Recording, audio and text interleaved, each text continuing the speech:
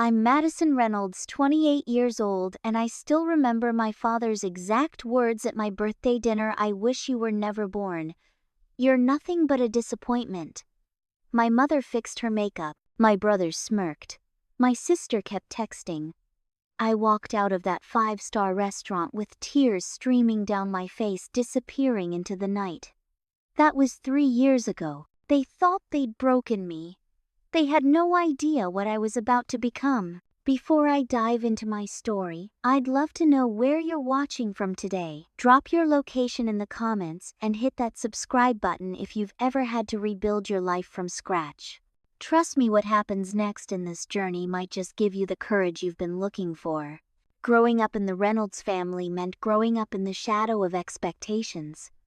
Our sprawling Beacon Hill home in Boston housed 5 people who lived separate lives under one ornate roof. My father, Richard Reynolds, wasn't just successful, he was Boston royalty in the investment banking world. The kind of man whose name opened doors, whose opinion silenced rooms, and whose approval I desperately craved but never received. Dad operated on a simple principle: achievement was the only currency that mattered. Second place was first loser. B+ meant you weren't trying hard enough. And pursuing a career in the arts that wasn't even on his radar of acceptable life choices. My mother, Caroline, was no better. A former Miss Massachusetts who transitioned seamlessly into the role of society wife, she measured worth by social connections and appearances. The first thing she noticed about anyone was their outfit. The second was their potential usefulness to the Reynolds family reputation. Warmth wasn't in her vocabulary, not for me anyway. Then there were my siblings. My brother James, 2 years older, was the golden child. Harvard Business School graduate who followed directly in my father's footsteps. Dad would beam with pride, introducing the future of Reynolds Capital Management at every function. James knew his position in the family hierarchy and used it against me at every opportunity, reminding me that I would never measure up. My sister Allison, 2 years younger, was Mother's project. Beautiful, poised with a flair for design that Mother actually approved of, because fashion was an appropriate creative outlet for a Reynolds woman. Her clothing line was bankrolled by our parents' connections and she never let me forget it. And then there was me, Madison, the middle child who couldn't quite find her place. I tried, God knows I tried. I enrolled in law school because that's what was expected. I dated the sons of my father's business associates because that's what was arranged. I smiled through charity galas and yacht club parties because that's what was required. But I was suffocating. Photography had always been my escape. The way light creates stories, how a single moment captured can reveal more truth than hours of conversation. During my second year of law school, I found myself spending more time in darkrooms than classrooms. When I finally gathered the courage to drop out and pursue photography full-time, you'd have thought I'd announced plans to become a professional criminal. Photography is a hobby, not a career, my father had declared, cutting my monthly allowance immediately. What will we tell the Abbotts? My mother had fretted, more concerned about explaining my choices at their annual summer gala than supporting my passion. For 3 years after that decision, I'd built my little photography business from nothing. No family connections, no Reynolds name dropping. I rented a tiny studio in Somerville, took wedding gigs and portrait sessions, and slowly started building a portfolio of the work I really cared about. Documentary-style photography that captured the unseen emotional lives of Bostonians. A local gallery had just expressed interest in my urban series. It wasn't huge, but it was legitimate validation that I had talent, that I'd made the right choice. That birthday dinner was supposed to be my moment to share this news, to finally show them I could succeed on my own terms. I remember pressing my favorite blazer that morning, practicing what I'd say, rehearsing how I'd casually mention the gallery interest. After 28 years of disappointing them, I thought maybe, just maybe, they could be proud of me for being myself. I couldn't have been more wrong. The evening had started with such promise. Maison Laurent was Boston's most exclusive French restaurant, requiring reservations months in advance, unless of course your last name was Reynolds. The maitre d' had greeted my father by name, escorting our family to the private dining room overlooking the public garden. I arrived last, having spent extra time on my appearance. My charcoal gray blazer over a simple black dress wasn't the designer outfit Allison would have chosen, but it made me feel confident professional. I'd even splurged on a blowout at an expensive salon, wanting to look successful on my terms. "Happy birthday, darling," my mother kissed both my cheeks, careful not to smudge her Chanel Rouge Allure lipstick. "You look comfortable." The backhanded compliment set the tone for the evening. I took a deep breath and smiled anyway. "Madison finally decided to show up for your own birthday dinner." James smirked, checking his Rolex. "Only 12 minutes late. That's actually impressive for you." Allison barely looked up from her phone. "Hey sis, happy birthday." My father was already halfway through his first Scotch neat. He nodded acknowledgement but immediately returned to discussing market fluctuations with James. I took my seat, trying to maintain the positive energy I'd built up all day. The waiter arrived with champagne and my father raised his glass in what I foolishly thought might be a warm toast. "To Madison, 28 years old today." He paused, and I should have recognized the dangerous glint in his eye. "Let's hope this year you finally figure out what to do with your life." I swallowed hard, but clinked my glass with the others. This wasn't unusual. Backhanded compliments were the Reynolds family love language. I could handle this. Dinner progressed with the usual family dynamics. Mother dominated conversation about the upcoming charity gala she was chairing. James boasted about his recent promotion. Allison showed photos of celebrities wearing her designs. I waited patiently for my turn to share my news. When the entrees arrived, I finally found my opening. "Actually, I have some exciting news," I said, my voice steadier than I felt. "The Haymarket Gallery is interested in showing my urban landscape series. It's a real gallery with legitimate collectors and—" "The Haymarket?" my mother interrupted, frowning. "Isn't that in that questionable area near Chinatown?" "It's an up-and-coming arts district," I corrected. James snorted. "Up-and-coming is real estate speak for still dangerous after dark." "It's a respected gallery," I insisted. "The owner has connections to the MFA." "Connections," my father repeated, signaling the waiter for another scotch. "That's always been your problem, Madison. You think small." I blinked. "What do you mean?" "The Reynolds name could open doors at any gallery in Boston, New York, London. But you insist on this struggling artist nonsense. Taking wedding photos of strangers instead of making something of yourself." "I don't want to use the Reynolds name," I said, feeling the familiar tightness in my chest. "I want to succeed on my own merit." "Merit?" he scoffed. "What merit? Dropping out of law school to take pictures, living in that shoebox apartment, when you could be making 6 figures at a real job." "Richard," my mother murmured, not in defense of me but because his voice was rising and people might notice. "No, Caroline. It's time someone said it." He turned back to me, eyes cold. "You've been playing photographer for what, 3 years now, and what do you have to show for it? Some dingy gallery in a bad neighborhood might display your hobby photos, while your brother is managing 9-figure accounts and your sister is dressing celebrities." Each word hit like physical blows. I felt myself shrinking in my seat, that familiar feeling of never being enough washing over me. "Dad, 28 years, Madison. 28 years of opportunities, the best schools, every advantage, and this is where you've landed. Taking pictures while living in a studio apartment you can barely afford." My eyes burned with unshed tears. "My work matters to me. I'm building something authentic." "Authentic." He drained his scotch, his face flushing with anger or alcohol or both. "You know what's authentic. Success. Legacy. Not this pathetic attempt at being artistic." The waiter chose that moment to bring out a small cake with a single candle. The flame wavered between us as my father delivered the final blow. "Sometimes I look at you and I genuinely wish you were never born. You're nothing but a disappointment. A failure as a Reynolds, and a failure as an adult." The restaurant seemed to go silent, though I'm sure conversation continued around us. My mother studied her manicure.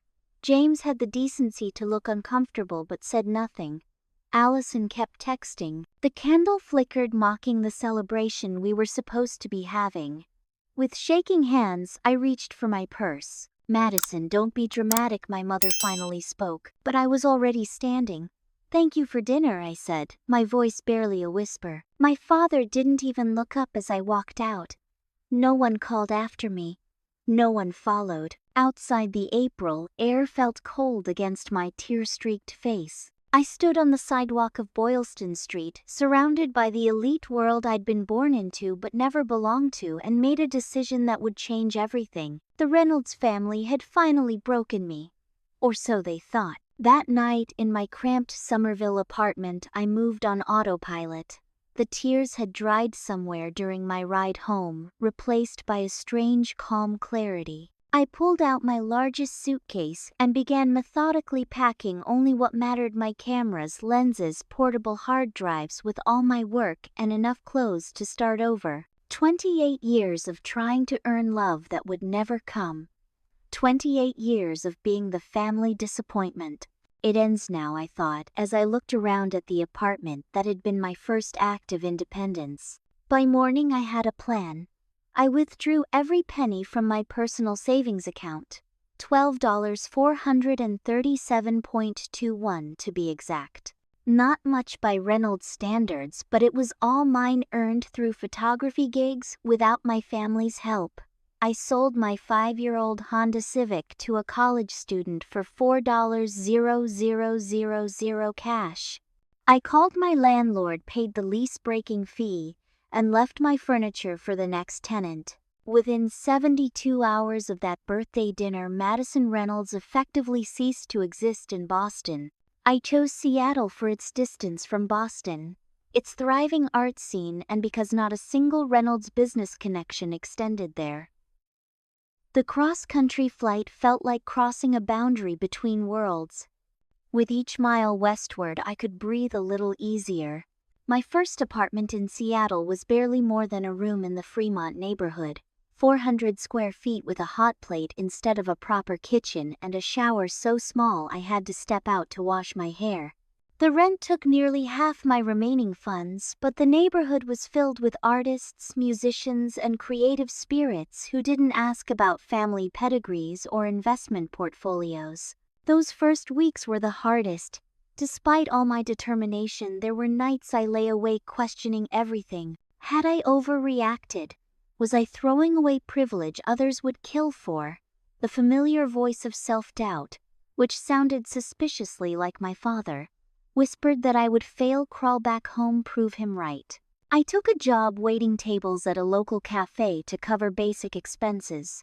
The owner, Ruth, was a former New Yorker who appreciated my work ethic and didn't ask too many questions about my past. The schedule left my mornings free for photography, exploring Seattle through my lens, capturing the city's moody interplay of water, mountains, and urban landscapes in the shifting Pacific Northwest light. 3 months into my Seattle life, I was arranging a display of my photo cards at the cafe when a woman in her 50s with silver-streaked black hair and vibrant red glasses studied my work intently.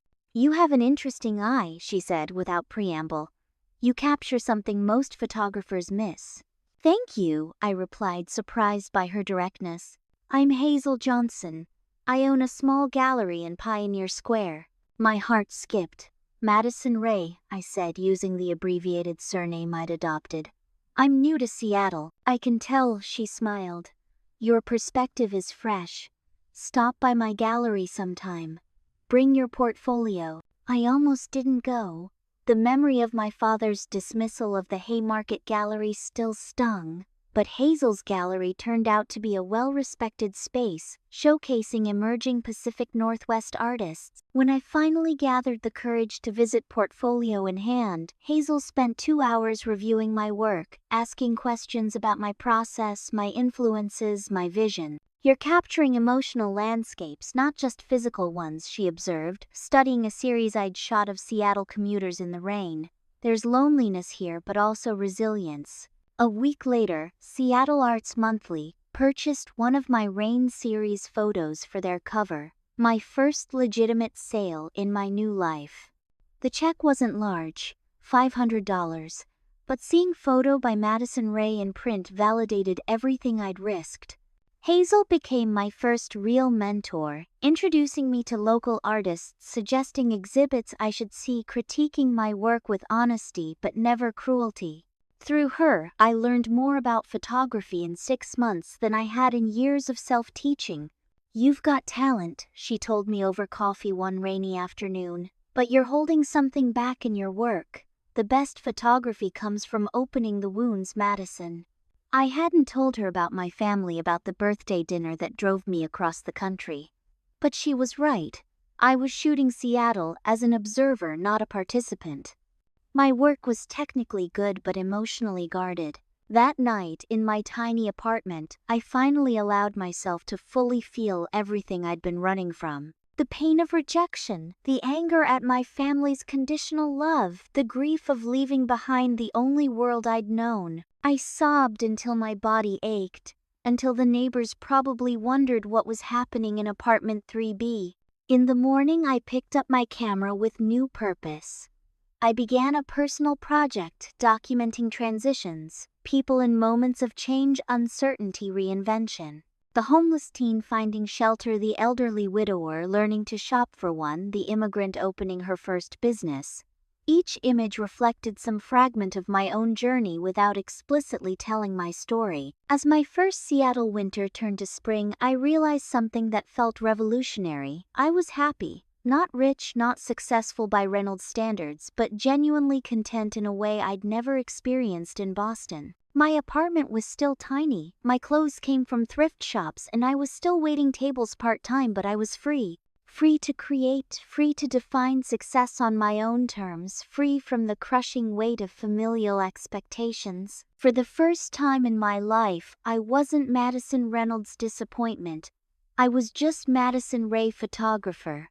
And that was enough. 1 year after my disappearance from Boston, Seattle had transformed from my escape to my home. My cramped apartment now featured a wall of local exhibition flyers where my work had appeared. Small galleries, coffee shops, community art spaces. None were prestigious by Reynolds standards, but each represented a step forward on my own terms. My Rain series had evolved into a broader exploration of emotional weather, capturing how Seattle's famous gray skies mirrored the internal landscapes of its residents. This work was connecting with people in a way my technically perfect but emotionally distant Boston photography never had. "You've found your voice," Hazel told me after installing my first solo exhibit in the small back room of her gallery. The opening had drawn a modest crowd, but what mattered more were the red dots appearing next to several pieces, the universal gallery symbol for sold. That night changed everything. Among the attendees was Lucas Dawson, a respected art critic for the Pacific Northwest Arts Quarterly.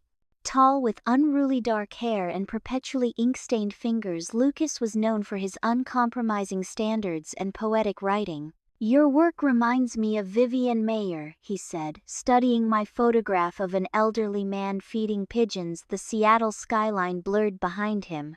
"Not in style, but in sensibility.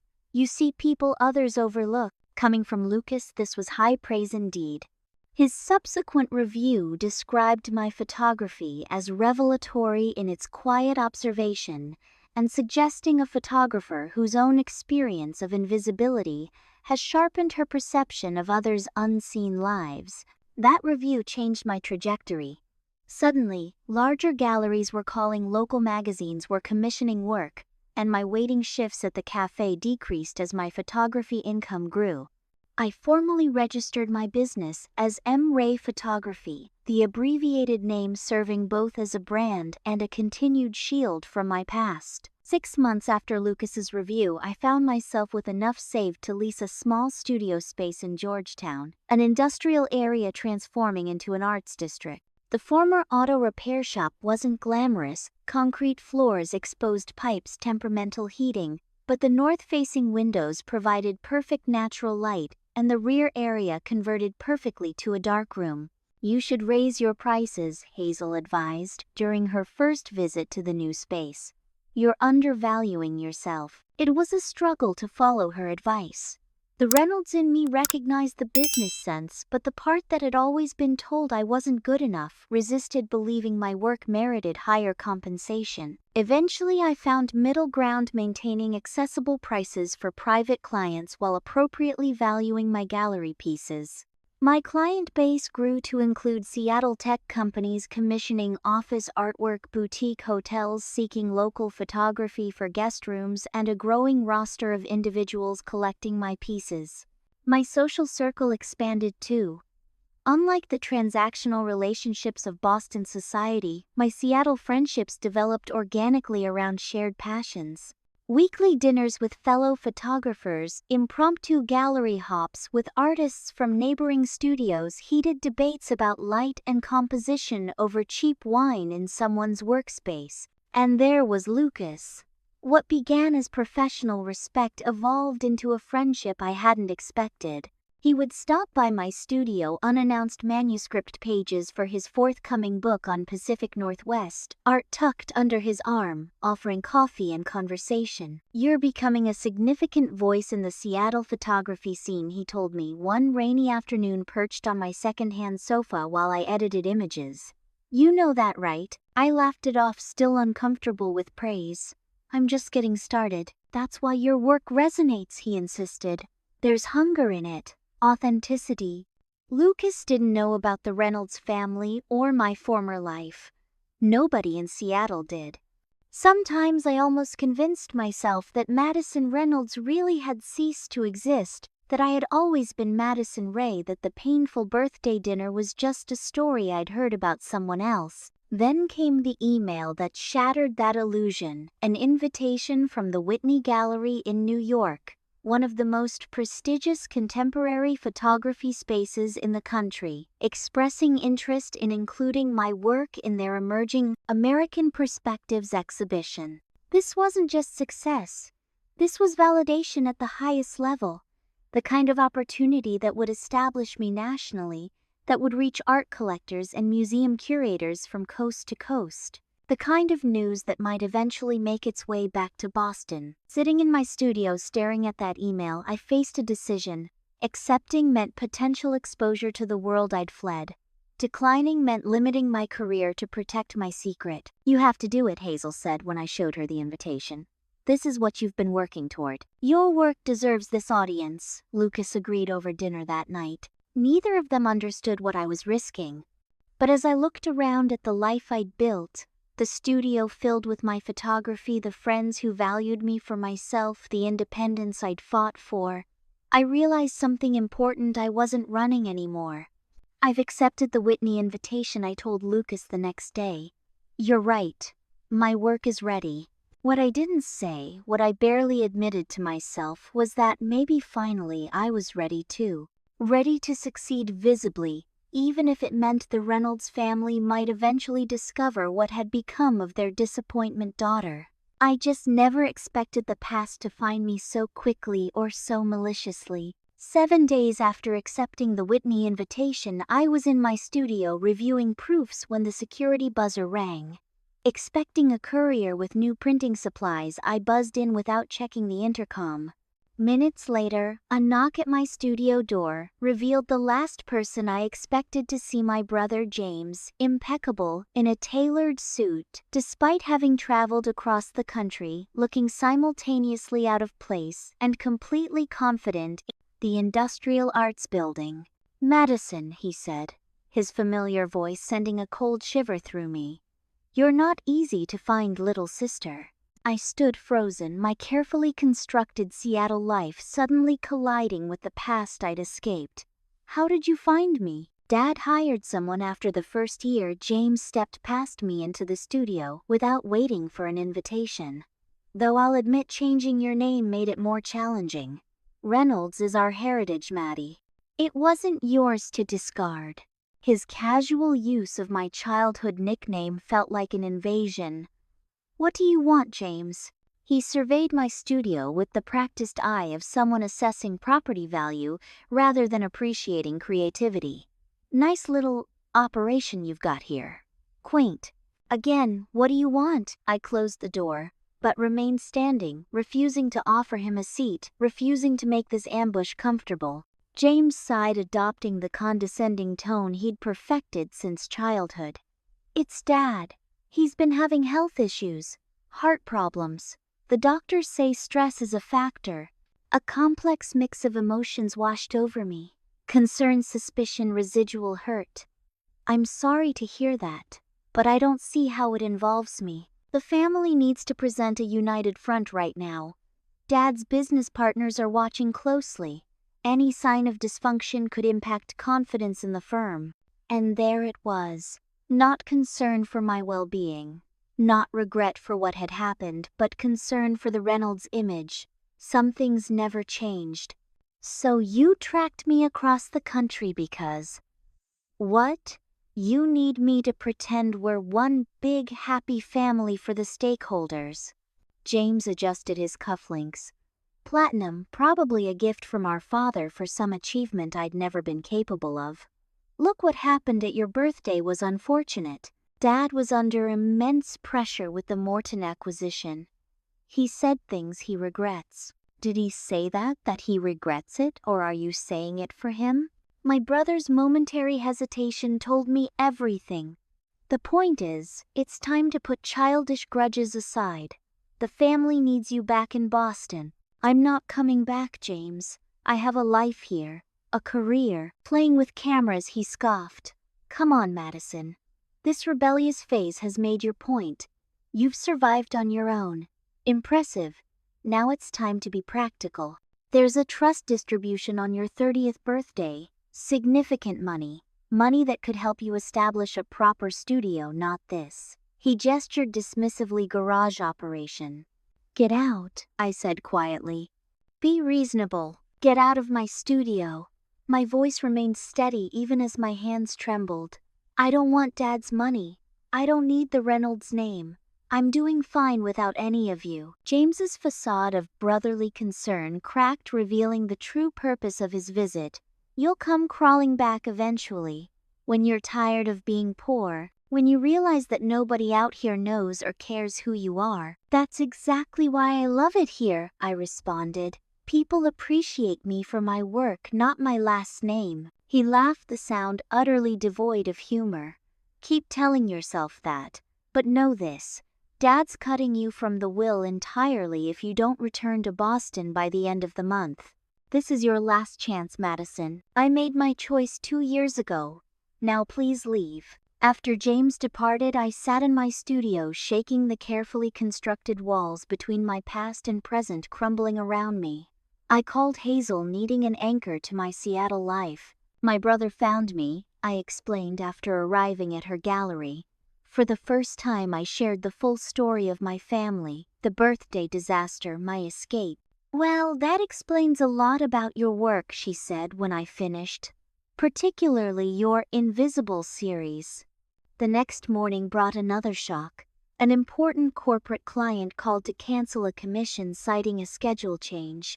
By afternoon, 2 more clients had backed out of projects. By week's end, 5 major commissions had evaporated with vague excuses. Lucas was the one who discovered what was happening. His contacts in the Seattle art world revealed that someone had been systematically approaching my clients and galleries, raising questions about my professionalism, suggesting I might be unreliable, hinting at fabricated scandals. It's James, I realize, fury replacing shock. He's trying to destroy what I've built, so I'll have no choice but to come back. The Whitney Commission suddenly hung in jeopardy when the curator called, mentioning concerns raised by sources in Seattle about my commitment to the exhibition. Lucas immediately sprang to action, leveraging his reputation to counter the rumors.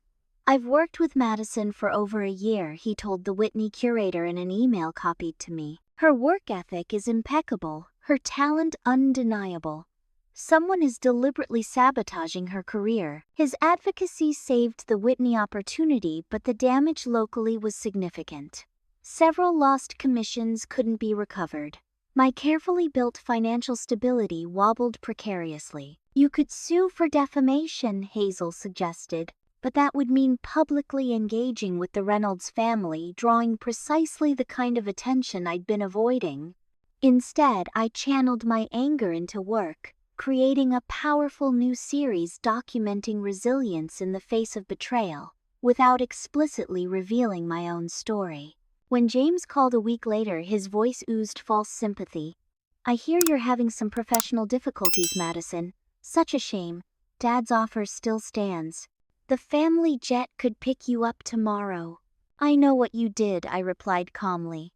"And it didn't work. I'm staying in Seattle." "Have it your way," he sighed. "But remember, this is only a taste of what happens when you challenge the Reynolds family." After hanging up, I sat in my studio surrounded by my photographs, images that captured human emotion, resilience, authenticity, everything the Reynolds family had never valued. "I'm not going back," I whispered to myself. "Not ever." The battle lines were drawn, but I had no idea how far my family would go to bring their wayward daughter back under control. The Whitney exhibition opportunity became my lifeline following James's sabotage attempt.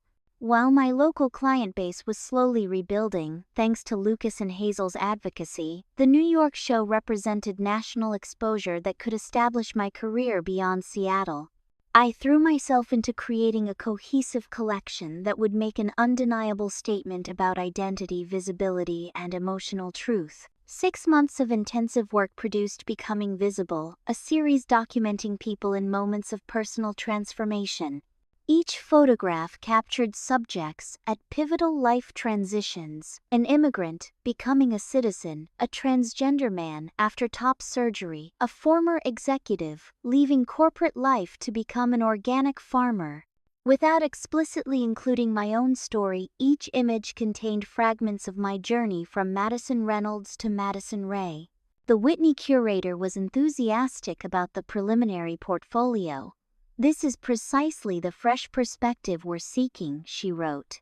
"Your September slot is confirmed." September gave me 4 months to finalize the collection, produce exhibition-quality prints, and prepare for my first major national showing. I worked with monastic focus, often sleeping on the studio couch, rather than returning to my apartment. I was so immersed in preparation that I almost missed the first warning sign. A text from another photographer featured in the Whitney exhibition mentioning she'd met my sister at an industry event in New York. "Madison Reynolds said she's your sister. She mentioned you're both being featured at the Whitney this fall." Small world. My blood ran cold. Allison had always been the most socially strategic member of the Reynolds family, leveraging connections with surgical precision. If she was mentioning me at New York art events, it wasn't coincidental. 2 weeks later, my suspicions were confirmed when an email from Allison herself arrived. "Maddie heard about your photography success. So proud of you. I'm in Seattle next week for a fashion shoot. Let's reconnect. XO Allie." Unlike James's aggressive approach, Allison's strategy was subtler. The email struck all the right notes: supportive, casual, using our childhood nicknames to evoke nostalgia. Had I been the same desperate for approval Madison who left Boston, it might have worked. Against my better judgment, I agreed to meet her for coffee at a neutral location. Not my studio, not my apartment, no glimpse into my actual life. Allison arrived at the downtown cafe, looking effortlessly glamorous in what I recognized as pieces from her latest collection, her expression, a perfect blend of contrition and warmth. "Madison," she embraced me before I could step back. "You look different. More confident." "Seattle agrees with me," I replied carefully. "Clearly." She settled across from me, studying my face. "I had no idea you were so talented, Maddie. All those photos you used to take of us on family vacations. I should have seen it then." The conversation proceeded like a carefully choreographed dance. Allison apologized for not defending me at the birthday dinner. I was in shock. I should have said something, expressed admiration for my independence. I could never be that brave, and spoke of our father with calculated ambivalence. "He's impossible sometimes, but he's been different since you left." Despite my walls, I found myself softening slightly. Unlike James, Allison seemed genuinely interested in my work, asking thoughtful questions about my process and inspiration. "I've been thinking about commissioning photographers for my fall campaign," she mentioned casually. "The aesthetic of your work would align perfectly with my new collection's concept, transformation and authenticity." The offer was tempting. Allison's fashion line had become legitimately successful with features in Vogue and celebrity clientele.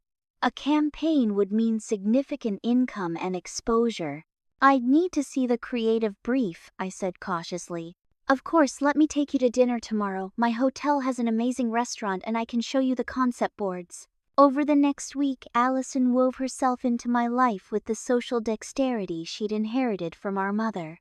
Dinners, gallery visits, meeting for coffee between her fashion shoots. She seemed sincere in her admiration of my work and Seattle's art scene. I maintained boundaries but found myself believing that perhaps Allison at least might be capable of respecting my new identity. When she asked to see my Whitney series, professional pride outweighed lingering suspicion. In my studio, I showed her the near-complete collection, explaining my concept of documenting transformation. "These are extraordinary, Madison," she said, studying each image with apparent admiration. Truly, the Whitney made the right choice. I explained my shooting schedule for the final 3 pieces, the printing timeline, my promotional plans. "You've really thought of everything," she nodded, snapping pictures of my concept board with her phone. "For inspiration," she explained with a smile. 3 days later, Allison returned to New York. Our goodbye felt genuinely warm, with promises to stay in touch about the possible campaign collaboration. 2 weeks passed in productive peace. Then Lucas called, his voice uncharacteristically tight. "Have you seen the announcement from Madison Reynolds Design?" "No, why?" "Madison, you need to see this. I'm sending a link now." The email contained a press release and concept images for Allison's fall collection, Transformation Becoming. The campaign featured photography that, while not identical to my Whitney series, used unmistakably similar visual language, composition strategies, and thematic elements. The press materials announced the collection would debut at New York Fashion Week in August, 1 month before my Whitney exhibition. The betrayal hit like physical pain. Allison had studied my work, my concepts, my techniques, then rushed to market with a diluted version that would make my Whitney exhibition appear derivative rather than original. When I called my sister, she answered with practiced innocence. "Madison, I was just about to call you. Did you see the announcement?" "How could you do this, Allison? You stole my concept." "Stole? Don't be dramatic. We discussed transformation as a theme. It's hardly proprietary. Besides, my collection was in development for months." "Not with this visual approach. You saw my work and appropriated it." Her voice cooled. "The fashion world moves faster than the art world, Madison. That's business. If anything, my campaign will generate interest in your exhibition. My exhibition that will now look like it's copying your fashion campaign.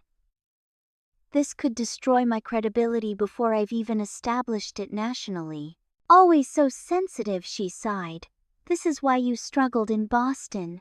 Everything's a personal attack rather than a professional opportunity." When I called the Whitney curator to explain the situation, her concern was palpable. "This is problematic. The similarity could create perception issues." "The exhibition is still happening, right?" I asked, my career suddenly hanging in the balance. "We need to discuss options. Perhaps postponement to the spring cycle." Postponement meant months of additional financial strain, losing the momentum I'd built, potentially missing opportunities that hinged on the Whitney exhibition.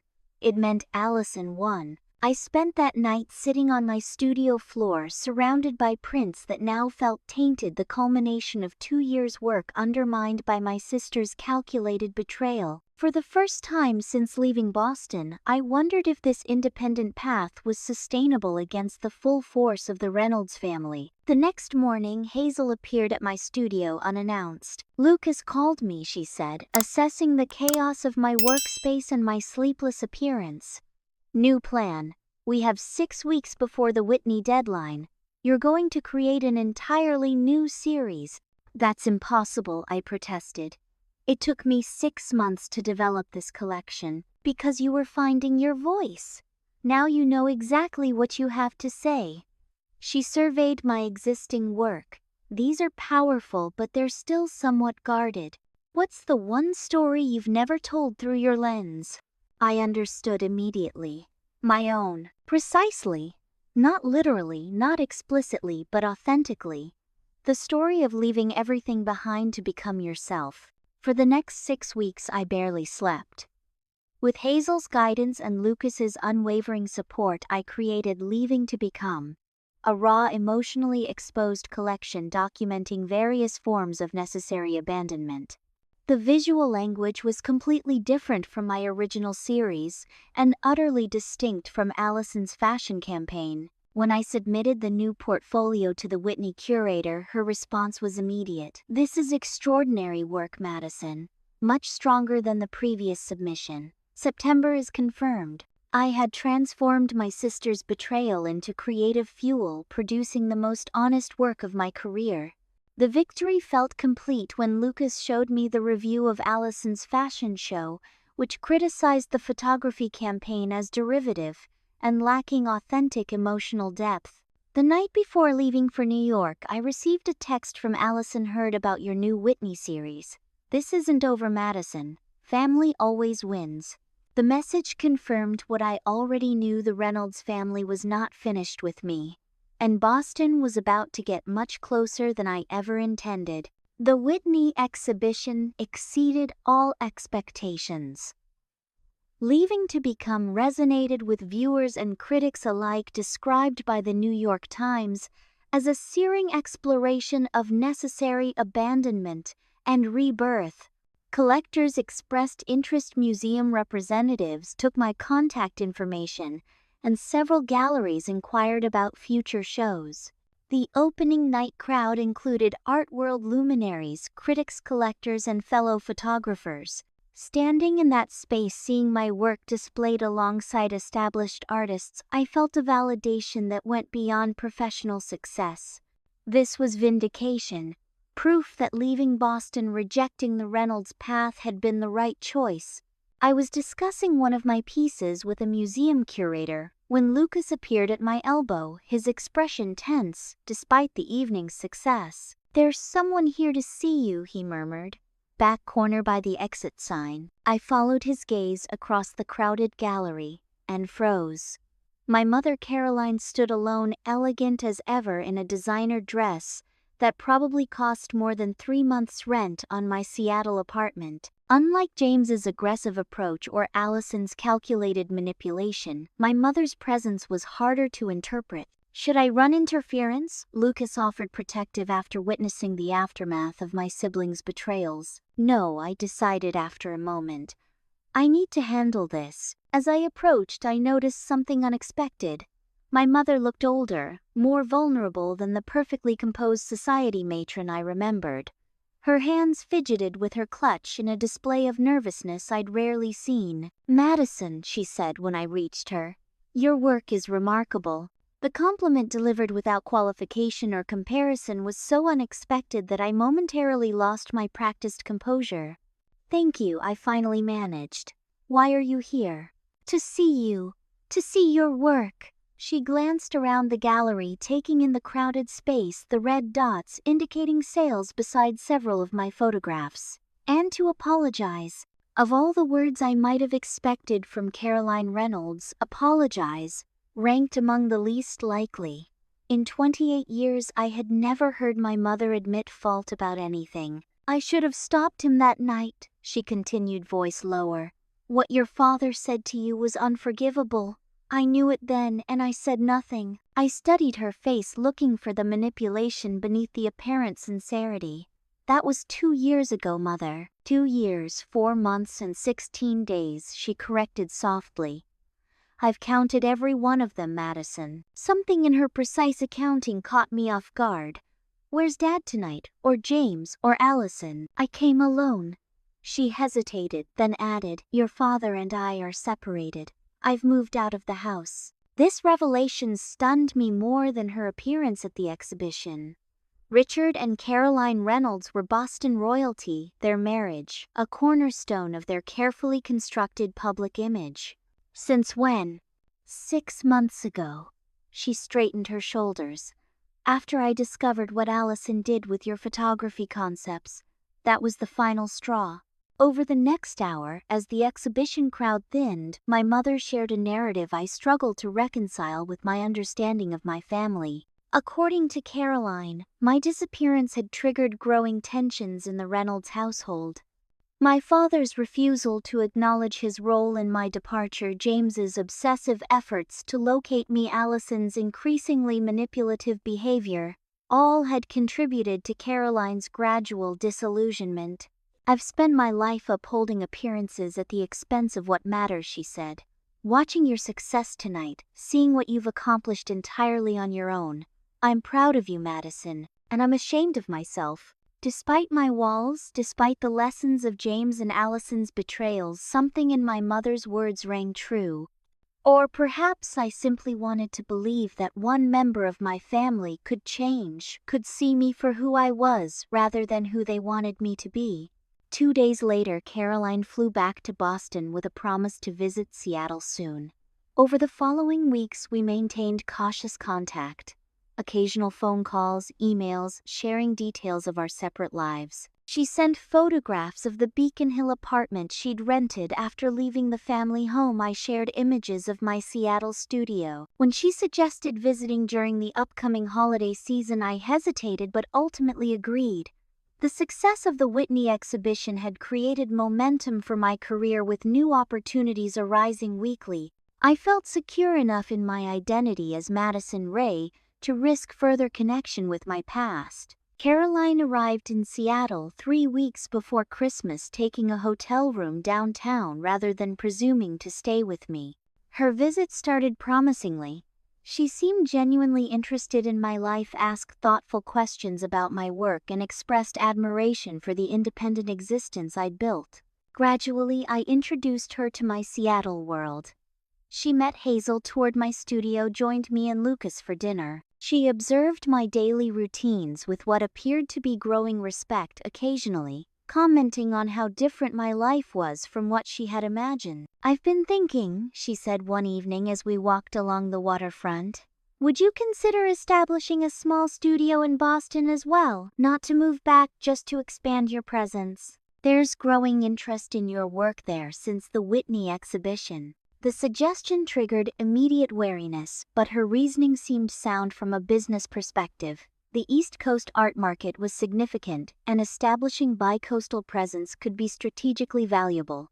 I'm not ready to face Dad again, I said honestly. You wouldn't have to. The separation is progressing toward divorce. She looked out over the water.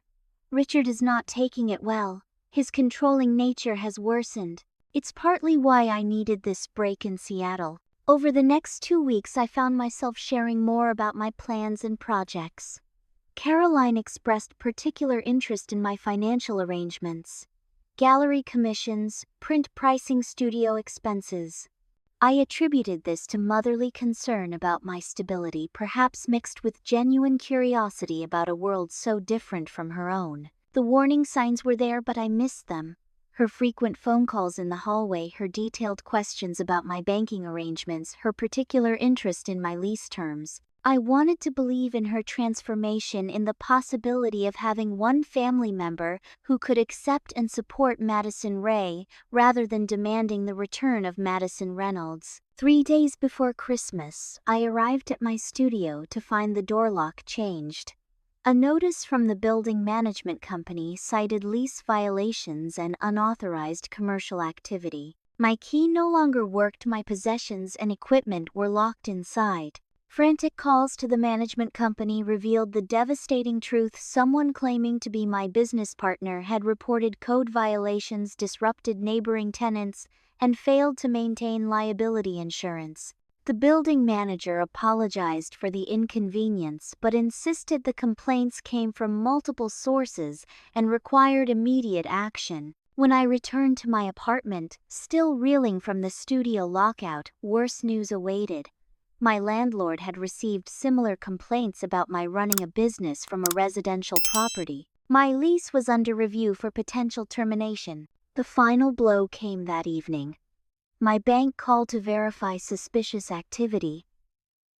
Someone had attempted to access my accounts using personal information that only family would know. I called Lucas in a panic. It's happening again. But worse this time. He arrived 20 minutes later to find me sitting among the few photography supplies I kept at home, trying to salvage what remained of my business. While I'd been introducing my mother to my Seattle life, she had been systematically gathering information to dismantle it. Caroline's gone, I told him. Checked out of her hotel this morning. Left a message saying she had a family emergency in Boston. The next day, the evidence of Caroline's betrayal multiplied. My studio had been vandalized overnight. Equipment damaged, prints destroyed, chemicals spilled across the floor. The building's security camera had mysteriously malfunctioned during the incident. The method was too professional for Caroline herself, but the Reynolds family had always maintained connections with people who could solve problems discreetly. My father's investment firm occasionally worked with clients who operated in ethical gray areas. Someone with the right connections and enough money could arrange almost anything. As Christmas approached, I found myself without a studio, with damaged equipment, and with my apartment lease in jeopardy. 3 years of careful building demolished in a matter of days. The momentum from the Whitney exhibition threatened to dissipate as I scrambled to fulfill obligations without proper workspace or equipment. For the first time since leaving Boston, I considered giving up photography altogether. Perhaps fighting the Reynolds family was futile. Perhaps I had been naive to think I could escape their reach, or build something they couldn't destroy. The night before Christmas, sitting in my apartment with the few undamaged prints I'd managed to rescue, I reached my lowest point. Everything I'd built felt suddenly ephemeral, vulnerable to forces beyond my control. Then came a knock at my door. I opened it to find Hazel Lucas and a dozen other Seattle artists and photographers standing in the hallway, arms full of equipment, supplies, and food. "We heard what happened," Hazel said simply.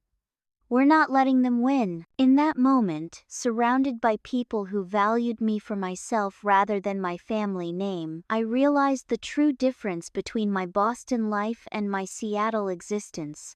In Boston, I had connections based on the Reynolds name. In Seattle, I had community based on genuine relationships. The Reynolds family might have more money, more power, more ruthless determination, but they were fighting alone. I was not. "Let's get to work," I said, letting my friends inside. "I have a comeback to plan." The artistic community's response to the Reynolds family's attacks transformed my personal struggle into a rallying point. Within days, a vacant warehouse space in Georgetown was converted into a temporary studio for me through the collective efforts of fellow photographers, artists, and supporters. Equipment was loaned, walls were painted, and a makeshift darkroom was assembled. "The New York Times wants to interview you about what happened," Lucas told me a week after the vandalism. "They're calling it a systematic attack on an emerging artist." This story is gaining traction. I hesitated, weighing the implications. Going public means explaining who my family is. "Exactly," he nodded. "The Reynolds name won't be a weight around your neck anymore. It'll be context for your journey." The decision to speak openly about my background wasn't made lightly. For 3 years I'd protected my identity as Madison Ray, keeping the Reynolds connection private, but the repeated attacks had made it clear continuing to hide my past was allowing my family to control the narrative. The interview, published under the headline "From Boston Heiress to Acclaimed Photographer Madison Reynolds' Art in Exile," detailed my journey from the birthday dinner confrontation to the Whitney exhibition. It included statements from gallery owners, fellow artists, and critics confirming the pattern of sabotage following my success. The story went viral in both art circles and mainstream media, with follow-up pieces exploring themes of toxic family dynamics, artistic integrity, and the courage of reinvention. What my family had intended as private punishment became public redemption. My Leaving to Become series was acquired by the Seattle Art Museum for its permanent collection. 3 major galleries reached out about representation. A prestigious art publisher proposed a book of my work paired with essays about identity and transformation. Through it all, I maintained radio silence with the Reynolds family. Their attempts to contact me through intermediaries were rebuffed. This was now being played by my rules on my territory. 2 months after the New York Times piece, I received a message I had been both expecting and dreading. Richard Reynolds was coming to Seattle. The information came through Hazel, whose gallery had received an inquiry from Reynolds Capital Management about purchasing my entire Leaving to Become series for their corporate collection. An obvious pretext for my father to gain access. "He's landing tomorrow," Lucas confirmed through his own sources, staying at the Four Seasons. I spent that night in my rebuilt studio surrounded by new work that had emerged from the latest betrayal. A series documenting resilience in the face of attempted erasure. Buildings being demolished yet standing, trees growing through concrete, people rebuilding after disasters. I had titled it simply, "Still Here." Morning came with the decision. After 3 years of running, of being found, of being attacked, it was time to confront the source directly. I called the Four Seasons and left a message for Richard Reynolds' warehouse studio, 3 p.m. "Come alone, Madison." Lucas insisted on being nearby during the meeting. "I don't trust him not to bring reinforcements." "Neither do I," I agreed.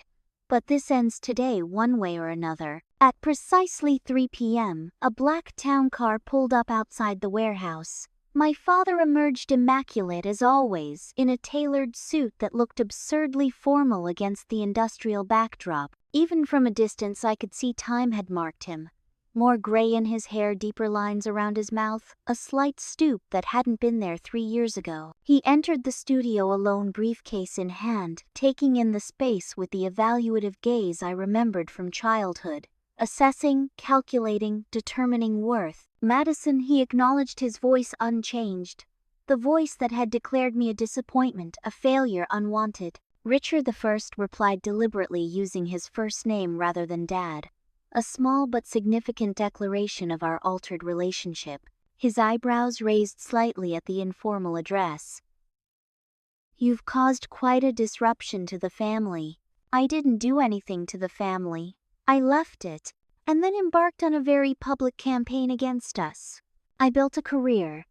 You, James, Allison, and Mother embarked on campaigns to destroy it." He placed his briefcase on a nearby table. "I have legal documents prepared regarding defamation of the Reynolds name, breach of family trust provisions, and the unauthorized use of—" "Save it," I interrupted, something I had never dared do before. "I have documents too." I moved to my computer and pulled up a series of images, screenshots, of threatening messages from James, evidence of Allison's concept theft, witness statements about the studio vandalism with links to known Reynolds associates. "What's your point?" he asked, though the slight whitening of his knuckles betrayed his discomfort. "My point is this," I said, pulling up one final image. A photograph taken inside Maison Laurent on my 28th birthday. The image showed my father, mid-tirade, face contorted with rage, finger pointing accusingly across the table. The exact moment he had said he wished I was never born. "Where did you get that?" he demanded, genuine shock in his voice. A patron at another table recognized the famous Richard Reynolds having a meltdown. "They sent it to me after the New York Times piece ran. I have dozens of other documents, testimonies, evidence. If you pursue legal action, everything becomes public record." For perhaps the first time in his life, Richard Reynolds appeared momentarily speechless. "What do you want?" he finally asked, businessman enough to recognize a negotiating position. "I want you and the entire Reynolds family to leave me alone. Permanently. No more private investigators, no more sabotage, no more manipulation. I want written acknowledgement that I am entitled to use my own name, Ray or Reynolds, professionally as I choose. And I want the trust fund that grandmother left specifically to me transferred to my complete control as she intended. And if I refuse, then the full documentary evidence of the Reynolds family's campaign against their own daughter goes public. All of it. Every ugly detail." He studied me with new awareness, perhaps seeing for the first time not the disappointing daughter but a formidable opponent. "You've changed, Madison." "Yes. That's what happens when you're forced to build yourself from scratch." After a long moment, he opened his briefcase and removed a document. I anticipated some form of negotiation. "This release transfers control of your grandmother's trust, which legally became accessible to you at 28, regardless of my preferences. Sign it, and the funds transfer immediately." I reviewed the document carefully. "And the rest of my terms, I'll have the legal department prepare appropriate documentation." He paused, then added with clear difficulty, "The Reynolds name is yours by birth. Use it or don't as you choose." As he turned to leave, briefcase considerably lighter, he stopped at the entrance. "For what it's worth, your work is impressive." The Whitney exhibition showed genuine talent. The compliment, the first he had ever given my photography, landed hollow after everything that had transpired. "That's worth very little now, Richard. But thank you for finally noticing." After he departed, Lucas emerged from his position in the adjacent room. "Are you okay?" I stood in the center of my rebuilt studio, surrounded by work created entirely on my own terms, having just faced down the man whose approval I had sought for 28 years. "No," I admitted, my voice breaking slightly as delayed adrenaline shook my body. "But I will be." Lucas pulled me into a protective embrace as I finally allowed myself to release 3 years of fear, anger, and grief. Not in defeat, but in liberation. "He can't hurt me anymore," I whispered through tears that felt cleansing rather than despairing. "None of them can." When the tears subsided, I found myself laughing. A genuine, unexpected sound of release. "It's over. It's actually over." "Not over," Lucas corrected gently. "Just beginning on your terms." As evening settled over Seattle, we walked along the waterfront, my steps lighter than they had been in years. Whatever came next, success or struggle, recognition or obscurity, would be determined by my talent and effort, not by the machinations of a family that could no longer reach me. For the first time since leaving Boston, I was truly free. 2 years passed like the turning of pages in a well-crafted story. My rebuilt studio expanded to occupy the entire warehouse with dedicated spaces for different photographic processes, a proper gallery area, and a teaching space where I mentored emerging photographers. The trust fund from my grandmother, intended to support my artistic endeavors despite my father's disapproval, provided the financial security to pursue projects based on passion rather than commercial necessity. My work evolved beyond personal narrative into broader explorations of resilience and authenticity. The book Leaving to Become, pairing my photography with essays about transformation, became required reading in several university art programs. Museums in Chicago, San Francisco, and London acquired pieces for their permanent collections. Most meaningful was the foundation I established, the Authentic Vision Grant, providing financial support and mentorship to young artists from dysfunctional family backgrounds. The first cohort of grant recipients was currently exhibiting in the gallery section of my studio, their work demonstrating the power of art as both personal salvation and universal communication. "They remind me of you when we first met," Hazel observed at the opening, now semi-retired but still my most trusted advisor. Raw talent channeling difficult experiences into something beautiful. "Except they have support from the beginning," I noted, watching a young photographer explain her process to an engaged audience. That makes all the difference. The Reynolds family had maintained their distance following our confrontation, though news occasionally reached me through the business press. Reynolds Capital Management faced federal investigations regarding ethical violations in several investment deals. My father had stepped down as CEO with James, assuming leadership during the company's most challenging period. The irony wasn't lost on me. While I had rebuilt from nothing, the mighty Reynolds empire was crumbling under the weight of its own compromised values. When my phone displayed James's number 1 ordinary Tuesday morning, I nearly declined the call from habit. Curiosity prevailed. Madison. His voice sounded different, humbler without the characteristic Reynolds arrogance. I'm in Seattle for a business conference. I was wondering if we might meet. My immediate instinct was refusal, but something in his tone gave me pause. Why? Because I owe you an apology. Several, actually. The admission seemed physically painful for him, and because you're the only one who made the right choice. Curiosity and caution battled briefly. Coffee only, public place, tomorrow at 2. We met at a busy cafe near Pike Place Market, neutral territory where neither of us held home field advantage. James looked simultaneously the same, and utterly different. Still expensively dressed, still handsome in the conventional Reynolds way, but diminished somehow. The golden child tarnished by circumstance. Thank you for meeting me, he began awkwardly, the practiced charm replaced by genuine uncertainty. I'm still deciding if it was wise, I replied honestly. The last Reynolds family outreach didn't end well for me. He winced. I deserved that. What happened with Mother's visit with your studio? That was unconscionable. I didn't know the extent of it until after. Would it have mattered if you had? 2 years ago, probably not, he admitted with surprising candor. I was so invested in being Father's heir apparent that I would have justified anything. Now, he trailed off, staring into his untouched coffee. Now the company is under investigation. Father is disgraced and suddenly family values matter. The words were harsh, but my tone remained even. I deserve that too.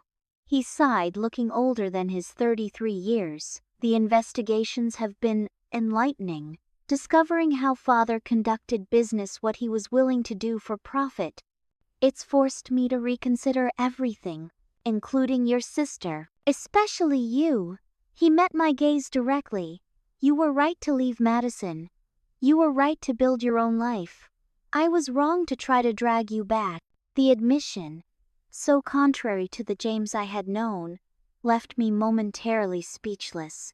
I'm not asking for forgiveness, he continued into the silence. I'm not even asking for a relationship. I just needed to tell you that you were right, and I was wrong, and I'm sorry. We talked for nearly 2 hours. About the company's troubles, about his struggle to salvage what could be ethically preserved while cooperating with investigators. About his failing marriage to the society wife our parents had essentially selected.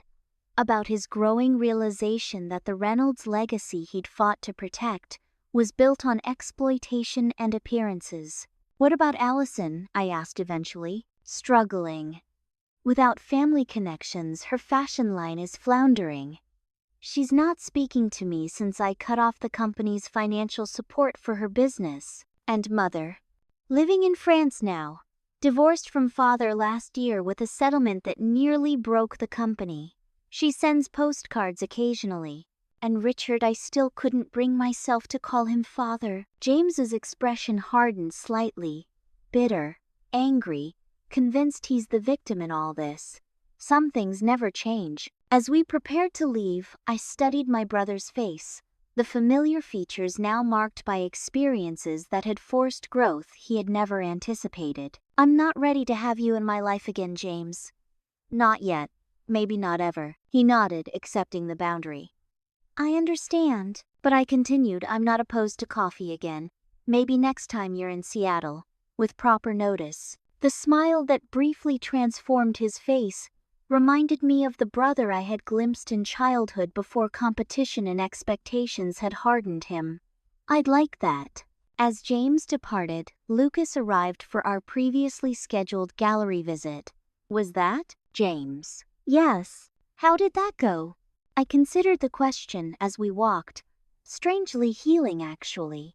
Not because I trust him or have forgiven everything, but because I could see him clearly for the first time. As a person, not as a Reynolds. That evening, I worked late in my studio reflecting on the journey from that devastating birthday dinner to the present.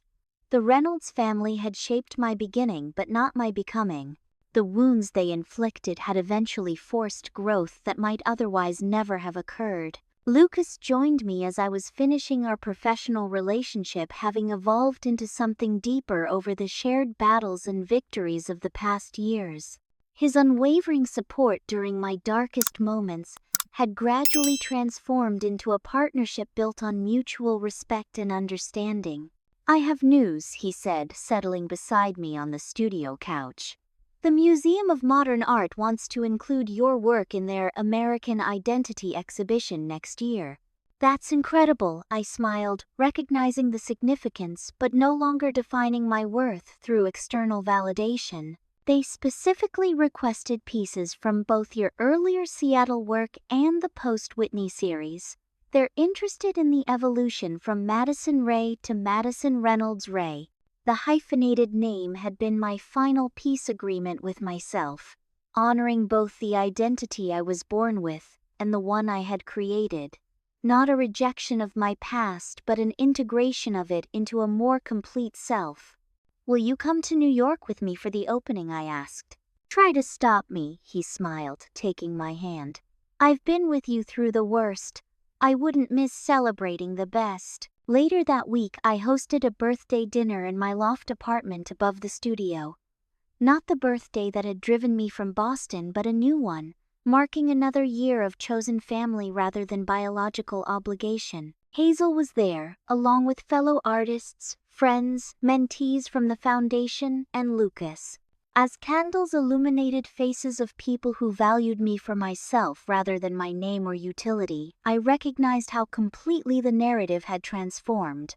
The painful birthday that had launched my journey had led ultimately to this moment of authentic celebration. Before we cut the cake, Lucas said, raising his glass, a toast to the birthday girl, to Madison, who proved that sometimes you have to leave everything behind to truly become yourself. To Madison echoed around the table, the words carrying none of the weight of expectations or disappointments that had haunted Reynolds family gatherings. That night, after guests had departed and Lucas had fallen asleep beside me, I stood at the window overlooking nighttime Seattle, the city that had sheltered my reinvention, the lights reflecting on the water like possibilities still unfolding.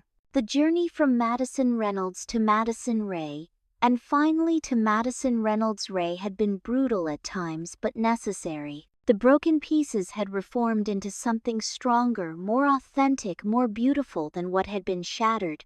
The ultimate triumph wasn't professional success or even standing up to my father. It was the realization that the voice declaring my worth was now my own, and it spoke with certainty, with compassion, and with truth. I hope my story resonates with those of you who've had to make difficult choices to honor your authentic self. Have you ever had to leave something behind to become who you truly are? Share your experiences in the comments below. And if this story touched you, please consider subscribing and sharing with someone who might need to hear that rebuilding is possible even after everything falls apart. Thank you for witnessing my journey from broken to whole. I'm grateful for each of you.